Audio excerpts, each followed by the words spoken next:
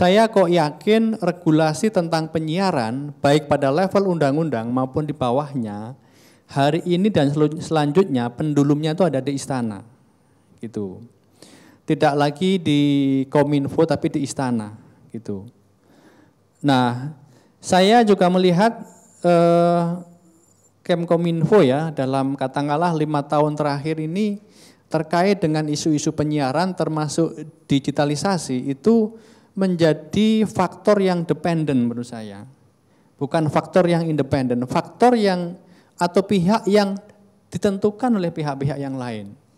Maka dari itu di dalam industri ada pihak-pihak, di dalam ATVSI dengan ATVLI punya kepentingan yang berbeda, masyarakat sipil terus memperjuangkan kepentingannya dan saya melihat Kemkominfo itu tidak bisa diharapkan menjadi faktor determinan dalam konteks untuk menyehatkan rezim penyiaran di Indonesia. Saya juga khawatir dengan reshuffle ini, konstelasi politik berubah, posisi Depkominfo tidak berubah juga gitu. Jadi saya berpikir ini sudah saatnya perjuangan untuk ruang publik penyiaran yang lebih bagus itu kita langsung masukkan ke istana saja. Dan saya kira kalau kita bisa meyakinkan istana, presiden tentang bagaimana regulasi ini bidang penyiaran itu dilakukan, mungkin kita juga akan bisa meringankan kerja KPI ini gitu ya. Biar KPI tidak ikut-ikutan terombang-ambing seperti Kemkominfo hari ini gitu. Nah, terkait dengan saya kira kita juga harus kalau kita bicara dengan Pak Presiden itu kan kita harus selalu nyebut-nyebut istilah nawacita dan revolusi mental gitu ya. Nah, kita juga bisa kaitkan perjuangan untuk ruang publik penyiaran yang demokratis ini itu dengan nawacita. Gitu. Kalau saya baca di nawacita di sini misalnya memperteguh kebinekaan, memperkuat restorasi sosial Indonesia melalui penguatan kebinekaan dan menyatakan ruang dialog antar warga. Ini jelas sekali sebenarnya satu arah, satu posisi dengan apa yang kita diskusikan hari ini di ruangan ini dan apa yang ingin kita capai gitu. Jadi sebenarnya menciptakan sistem penyiaran yang baik, membuat regulasi tentang siaran digital atau dari siaran itu adalah bagian dari pelaksanaan nawacita menurut saya. Dan itu yang menurut saya harus kita highlight terus menerus gitu.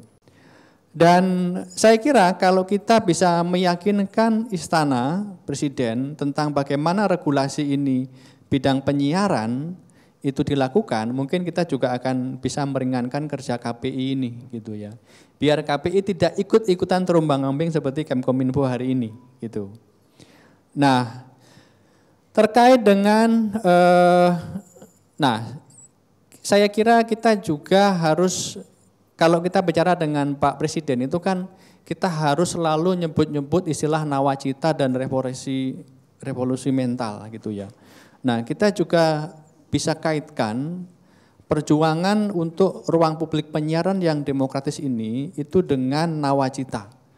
Gitu. Kalau saya baca di nawacita di sini misalnya memperteguh kebinekaan, memperkuat restorasi sosial Indonesia melalui penguatan kebinekaan dan menyatakan ruang dialog antar warga.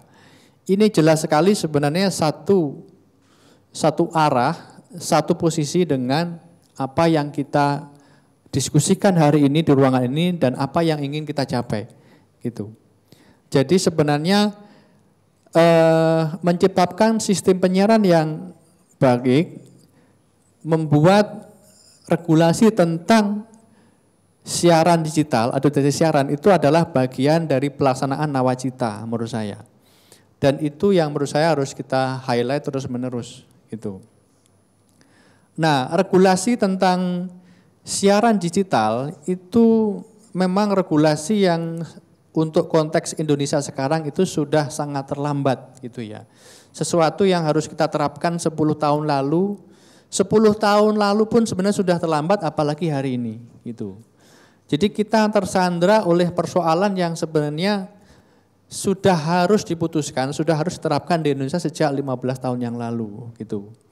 Nah, maka dari itu menarik misalnya ketika dialog antara wartawan dengan anggota Komisi 1 DPR kira-kira sebulan yang lalu, wartawan itu menanyakan soal televisi digital gitu. Maksudnya wartawan televisi digital itu adalah televisi internet sebenarnya, televisi online sebenarnya. Yang ditanyakan wartawan itu. Tapi yang dijawab oleh anggota DPR adalah digitalisasi frekuensi. Itu dua hal yang berbeda tetapi sekarang sudah confusing gitu ya. Wartawan nanya apa, jawaban DPR apa gitu.